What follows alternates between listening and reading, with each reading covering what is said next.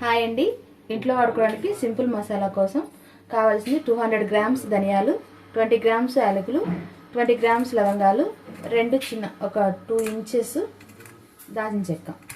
ఇవి లైట్గా వేట్ చేసుకోవాలి. లవంగాలు వేసుకోవాలి. అవి కొంచెం ఫ్రై అయిన తర్వాత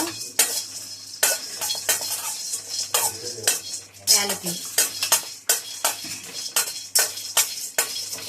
ఈ మొత్తం కూడా సిమ్లోనే వేయించాలి. దాని ఫ్లేవర్ ఆరమంతా బయటకు వచ్చిన తర్వాత ఇటు 200 గ్రామ్స్ ధనియాలు వేయాలి. అది సిమ్లో ఒక 5 మినిట్స్ వేయించుకొని చల్లారాక మిక్సీ కొట్టుకోవాలి.